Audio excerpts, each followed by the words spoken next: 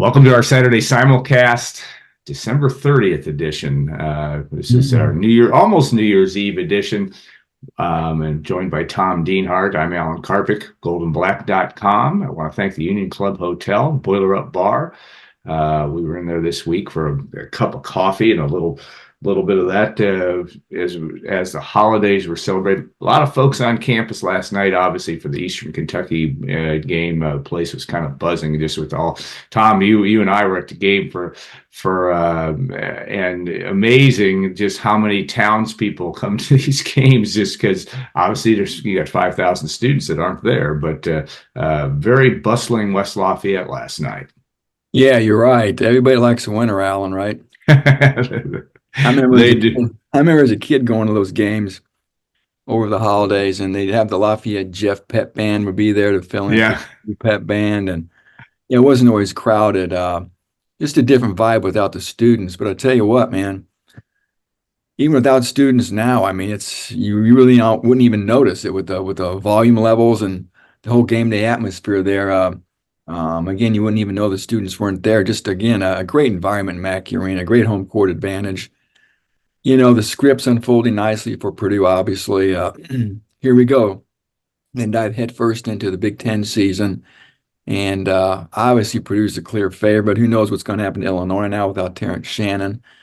There's always tough outs, Alan. You know that. You've been around a long time. Anytime you go on the road, we look at Northwestern right this year in December. So it's gonna be a fun winter is what I'm trying to say. January and February, just enjoy the ride.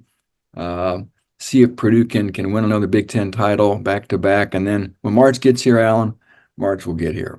Yeah, March will get here, and you're right. It is time to enjoy the ride.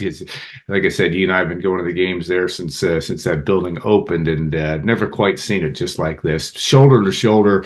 Yeah. Ticket prices crazy on the secondary market. Just a lot of fun from that standpoint, and a pretty easy win for Purdue last night. Brian Newbert's coverage, Mike Carmen's coverage, all over the site. So make sure you check that out. Also, a reminder to you too. While you're at it, you will listen to us, watch us on YouTube or on iTunes or your favorite podcast. Think about subscribing, because GoldandBlack.com is a great place to get everything you need to know about Purdue football, basketball, recruiting. Tom Dienhart, head on a swivel, and that is really what we're kind of talking about today.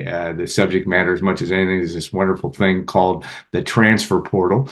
And there's always activity going on. Purdue, by your count on the board, I think 12 in now. Is that right? From the portal, if that count is correct? Well, I know the count's correct. I don't know if I counted correctly, but yet even last night, still a lot of buzz going around. Ran into a couple of Boilermaker Alliance folks that said this is still a crazy market, and it's really, if you think it's the wild, wild west, it's the wild, wild west on steroids, at least according to those guys, in terms of just a lot of things being thrown around. Tom, how are you keeping all this straight? Yeah, it's the open market, Alan, just like me and you, right? Yeah. Somebody could approach Alan Karpick and say, Alan, you want to come work for me for $500,000? I mean, happens every day in every other market. I know it's unsettling to see this in college athletics, a brave new world, if you will. Yeah, I mean, coaches have always been able to do what they want, Alan. They pay off their team before bowl games are played, and it's a crazy sport. When you really stop and think about college football, how totally insane it is. How a lot of things are set up, especially the month of December with so much going on. Again, with coaching movement, with the portal, with signing day, with bowl season, there's a lot of balls in the air. And somebody made the analogy. Can you imagine the NFL being in the midst of playoffs and suddenly having free agency? Yeah, right, exactly. It's just crazy. I don't want to get off on a sidetrack here, but yeah, the portal is what it is. I know a lot of fans aren't happy with it. And honestly, I wish it was 1985 again, Alan, believe me. It's kind of cool to see players come in and develop. You know your team. You watch guys matriculate through. They really, I'm sure, gain an affinity for the university to become part of being a Purdue Boilermaker. Now these guys come in as one-year mercenaries. And unlimited transfers are coming, Alan. You could transfer every year now if you want. You could play at 4 or 5 schools in 4 or 5 years. So yeah, that's fine, I guess. But again, I can't live in the past. We can't live in the past. This is how it all works. Where's it going, Alan? I don't know. That's a topic for people smarter than me. Are we going to have players become employees?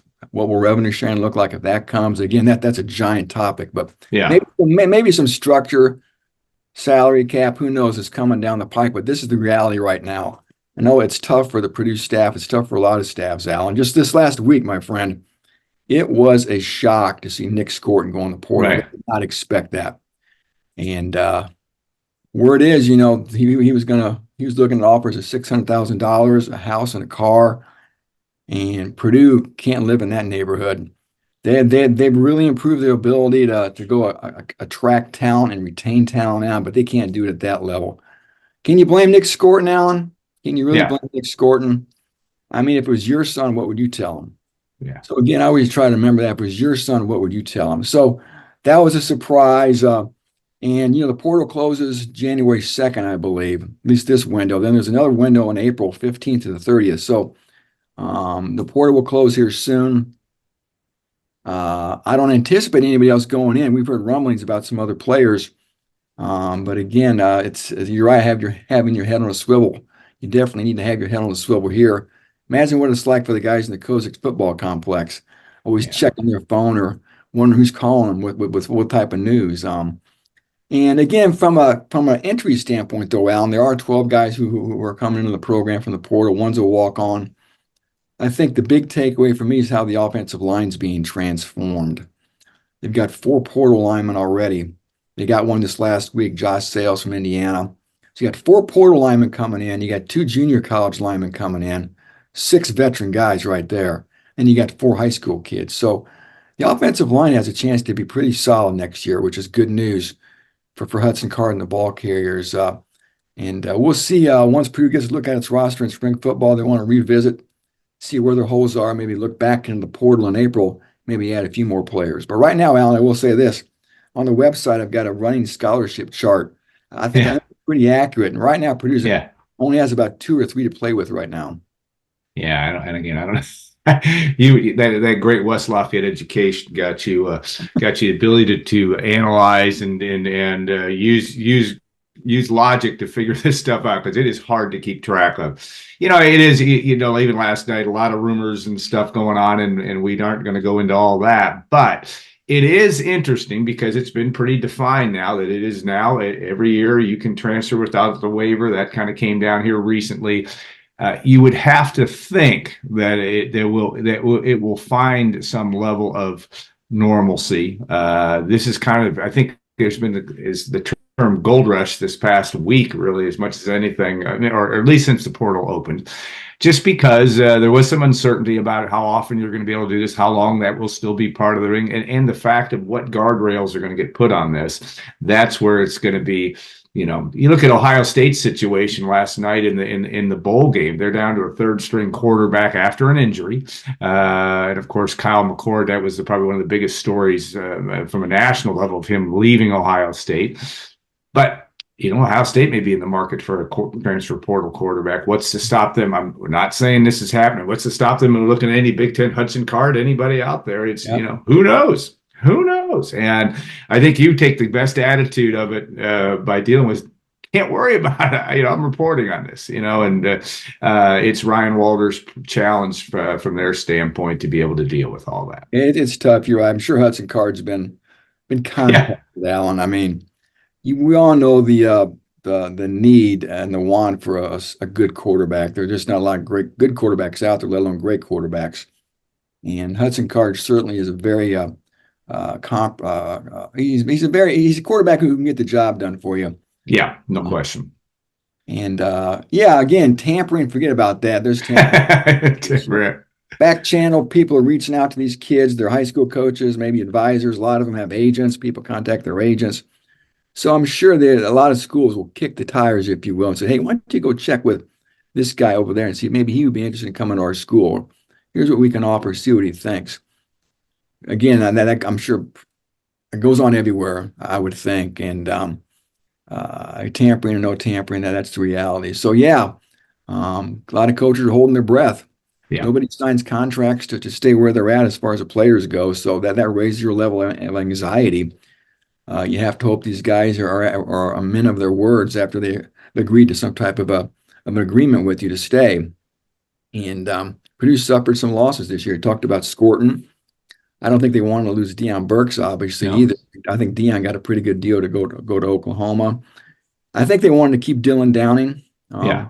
He's a solid back who could have been a good number 2 for him, maybe at least a number 3 at the very worst. And so yeah, it's also all those wide receivers too, in addition to Burks. You've seen left, TJ Sheffield left, Mershawn Rice left, and of course Garrett Miller jumps in the portal. I think that was a bit of a surprise too. Allen goes to Texas A&M. So yeah, Purdue suffered his body blows, but again, if you listen to Ryan Walters in his public comments, I mean, wouldn't you agree that he seems like he's more pleased with what he has to work with from a collective standpoint, his ability not just to attract talent to Purdue, but also to retain talent? I get the sense that the Boilermaker Alliance has given him a better situation to work with. It's never going to be as good as a Texas A&M or an Ole Miss, but I think he feels like he has a chance to be pretty competitive when it comes to talent retention and talent acquisition. Well, and I think the interesting thing, and you know a heck of a lot more about this than I do, but just watching him, and again, we go back to this 37, going to be 38 here, next month, but that seems to come in handy. I mean, he seems to not, at least on the surface, is calm, cool, and collected, kind of just staying. He knows there's no doubt that, and you've got sources there to talk about this being a circus, and it is, but you have the ability you got to deal with it. And you've got to deal with it the best you can and do the best you can. And you've got to have help from your collective.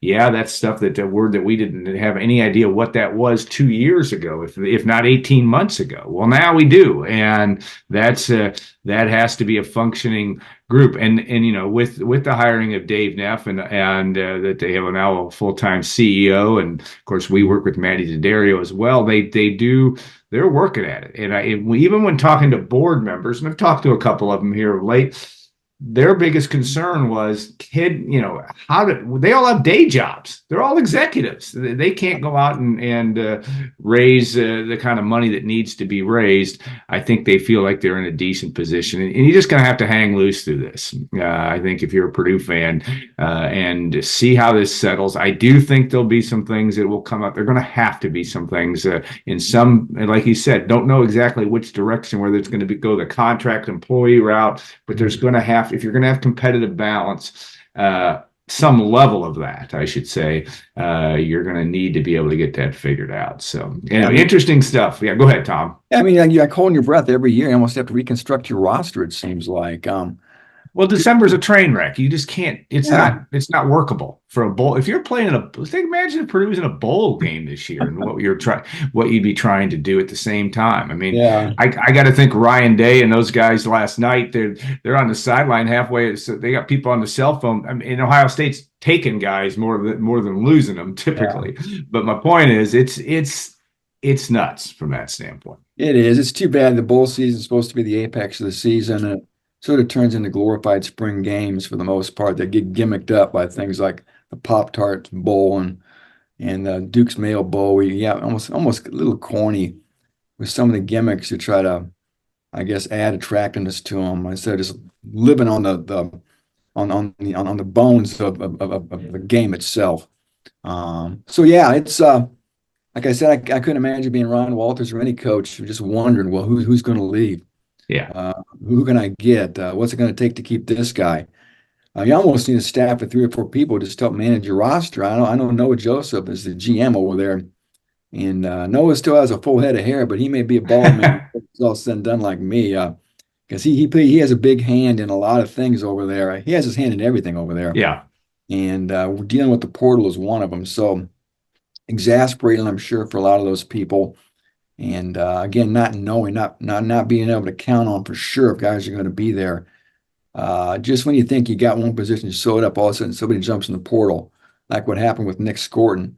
We saw Purdue pivot this week and sign the kid or get a commitment from the kid from Franklin College in Indiana. So you never know. Once you get one hole plugged down, it seems like another hole springs open on the other side of the room.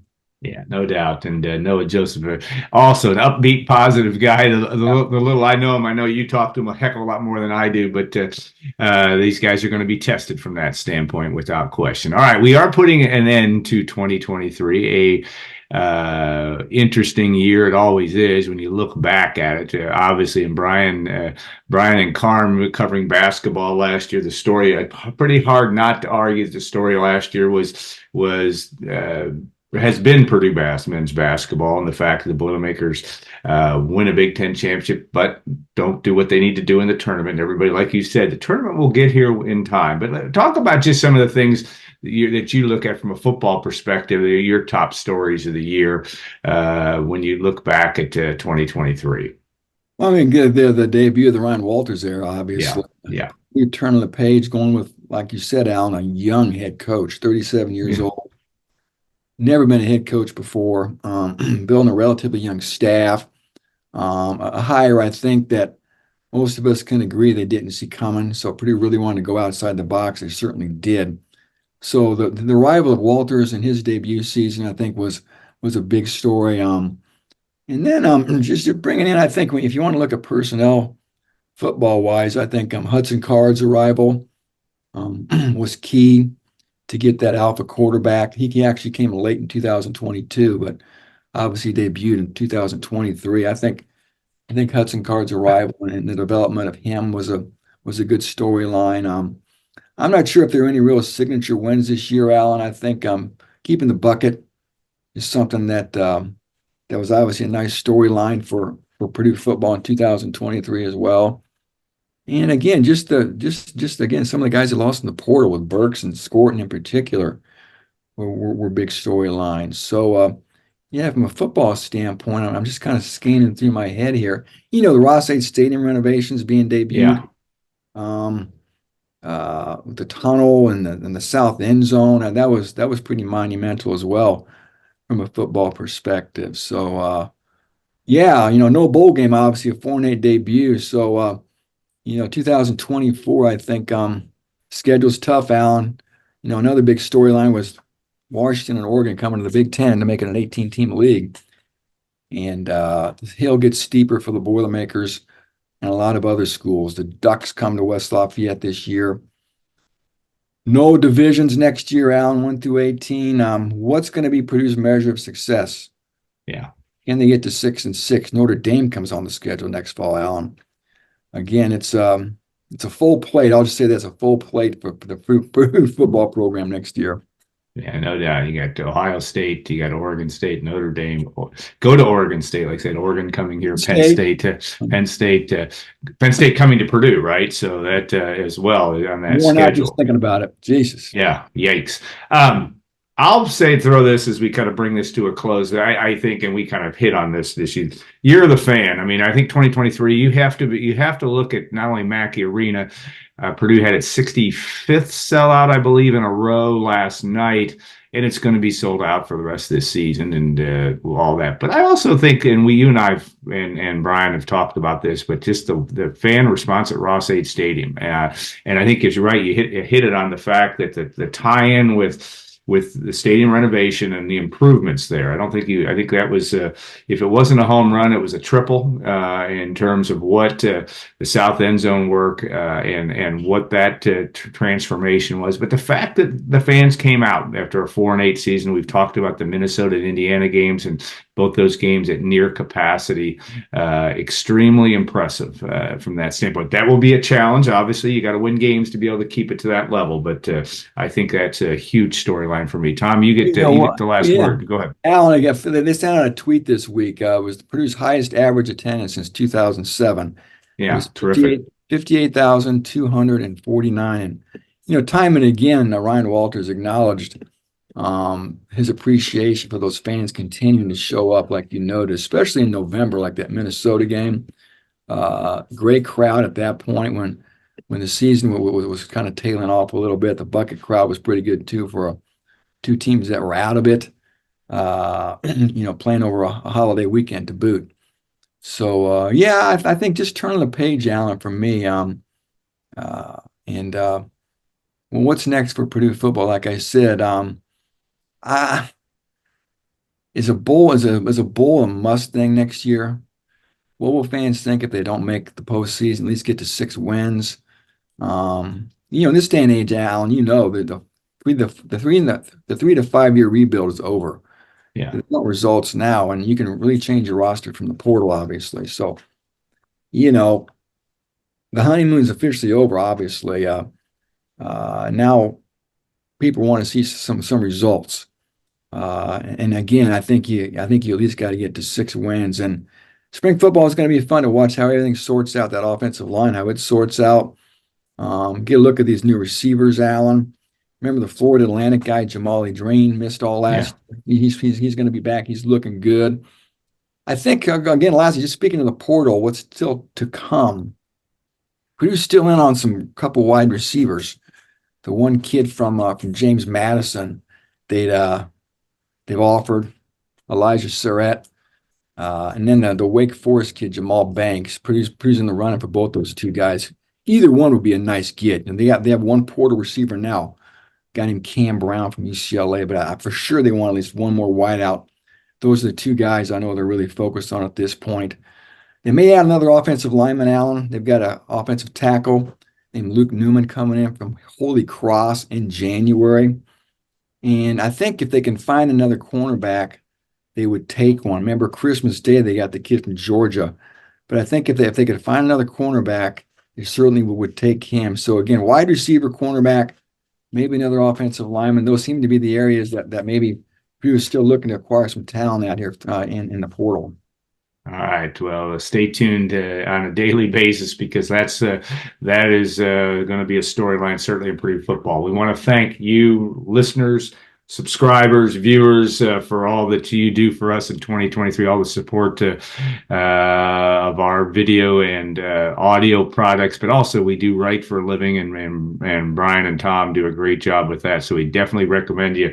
Some specials still going on with GoldandBlack.com. We've had a tremendous response in our transition in the last year. We've appreciated that too so much. So have a great New Year's Day and a safe one, and New Year's as well. We'll be back next week, maybe talking some football. Now we've got a men's basketball game Friday night against Illinois, so I'm not exactly sure of our simulcast schedule. We'll have Brian's post-game videos and stuff will be up late Friday night after Purdue, Illinois. But stay tuned. We'll look forward to, and we'll have a lot to talk about throughout the month of January. Have a great and safe New Year's. Happy New Year's all. Tom, thanks again for everything, and we'll see you next time on our Saturday simulcast.